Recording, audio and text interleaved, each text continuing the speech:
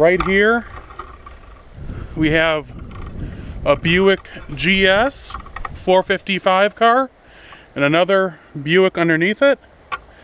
And just keep on walking down the line.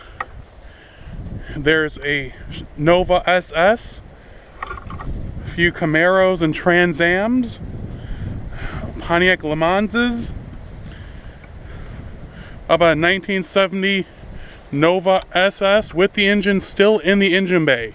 You can see it is a 396 car with the original grille. And if we pop the hood, you can see the original freaking engine. It's crazy.